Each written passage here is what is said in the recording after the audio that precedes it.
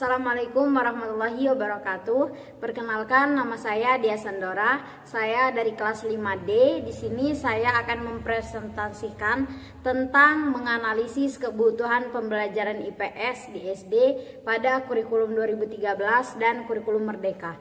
Baiklah, penjelasan yang pertama yaitu tentang kurikulum 2013. Menurut pendapat ahli 2018 halaman 90 mengatakan bahwa kurikulum 2013 mengembangkan pengalaman belajar yang memberikan banyak kesempatan kepada siswa untuk mengembangkan keterampilan yang mereka perlukan untuk kehidupan mereka saat ini dan masa depan.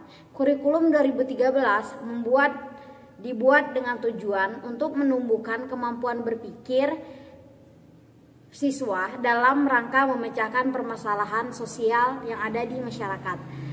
Menurut pendapat kedua yaitu Suhaimi 2020 halaman 37 mengatakan bahwa kurikulum 2013 mengembangkan peserta didik yang loyal, produktif, kreatif, inovatif, emosional, dan dibekali keterampilan berpikir pribadi untuk berkontribusi dalam kehidupan masyarakat, berbangsa, bernegara, dan peradaban dunia.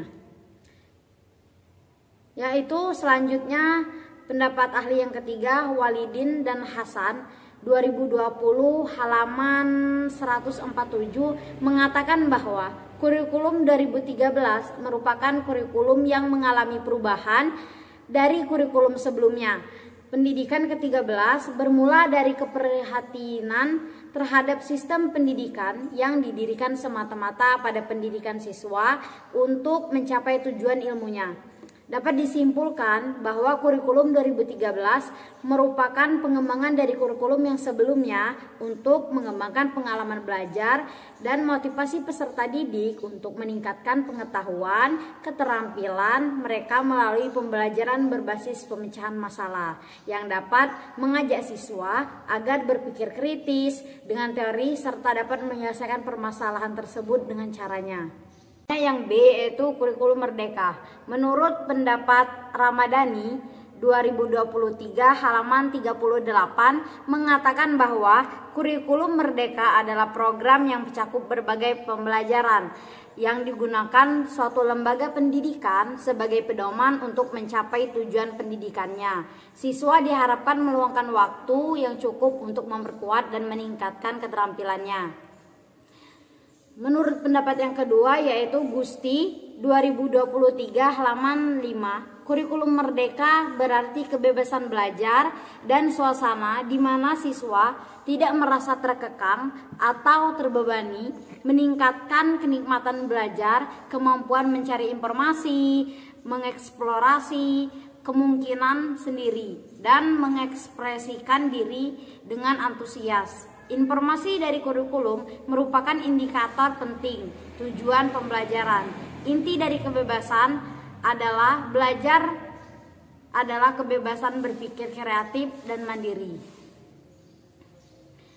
Sedangkan menurut pendapat yang ketiga yaitu dari Zid dan Khotimah pada bukunya yaitu 2023 halaman 113 mengatakan bahwa kurikulum Merdeka merupakan kurikulum yang mempelajari inkululer yang beragam dan kontennya lebih dioptimalkan untuk memastikan siswa memiliki waktu yang cukup untuk mengeksplorasi konsep dan memperkuat kemampuannya.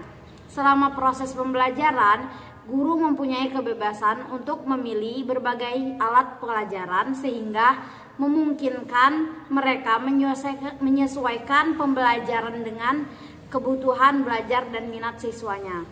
Dapat disimpulkan bahwa kurikulum Merdeka adalah suatu dokumen yang lengkap yang memuat isi yang berkaitan dengan hasil pembelajaran yang akan diajarkan, strategi atau pendekatan yang diterapkan, dan evaluasi yang selanjutnya dilakukan. Aspek implementasi atau pelaksanaan mengacu pada pelaksanaan pada saat kurikulum diterapkan dalam proses belajar mengajar. Selanjutnya yang terakhir yaitu strategi pembelajaran. Penerapan kurikulum merdeka dalam pembelajaran IPS memerlukan beberapa hal. Yang pertama yaitu strategi pembelajaran yang tepat. Strategi pembelajaran IPS harus mampu memberikan ruang bagi siswa untuk berinovasi, mandiri dan kreatif dalam proses pembelajaran.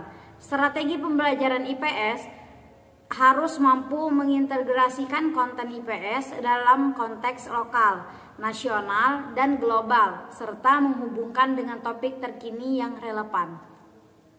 Yang kedua yaitu mengembangkan keterampilan abad 21. Pembelajaran IPS harus mampu mengembangkan keterampilan abad 21 seperti literasi, informasi, komunikasi, kolaborasi, dan pemecahan masalah.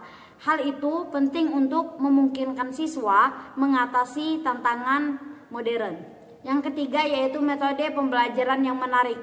Pembelajaran IPS seringkali dianggap membosankan karena hanya soal hafalan. Oleh karena itu, guru hendaknya mempersiapkan metode pembelajaran yang menarik seperti metode pembelajaran kooperatif. Metode ini dapat membuat pembelajaran IPS menjadi lebih menyenangkan dan lebih disukai oleh siswa. Yang keempat yaitu atau yang terakhir, sarana dan prasarana yang tepat. Keberhasilan pendidikan IPS juga didukung oleh sarana dan prasarana yang tepat yang memadai. Guru dapat memanfaatkan lingkungan sebagai sumber belajar sehingga nilai-nilai karakter yang dikembangkan dalam pembelajaran IPS menjadi benar-benar nyata atau kontekstual dalam kehidupan sehari-hari. Berdasarkan kebutuhan tersebut diharapkan pembelajaran IPS dan kurikulum mandiri dapat efektif dan menyenangkan serta tujuan pembelajaran IPS dapat tercapai sepenuhnya. Kesimpulan dari kurikulum 2013 dan kurikulum merdeka yaitu secara keseluruhan kedua kurikulum ini memiliki tujuan yang sama, yaitu mengembangkan potensi siswa secara maksimal namun melalui pendekatan yang berbeda. Kurikulum merdeka di sisi lain menekankan pada kebebasan belajar siswa, memiliki keluasan untuk mengembangkan keterampilan mereka dengan cara yang lebih mandiri dan kreatif. Sedangkan kurikulum 2013 berfokus pada pengembangan keterampilan siswa yang diperlukan untuk menghadapi tantangan hidup saat ini dan masa depan. Mungkin itulah tadi presentasi dari saya. Saya akhiri. Kalau ada kata-kata yang kurang berkenan saya mohon maaf. Kepada Allah saya mohon ampun. Saya akhiri. Billahi hidayah wal taufiq wal inayah. Wassalamualaikum warahmatullahi wabarakatuh.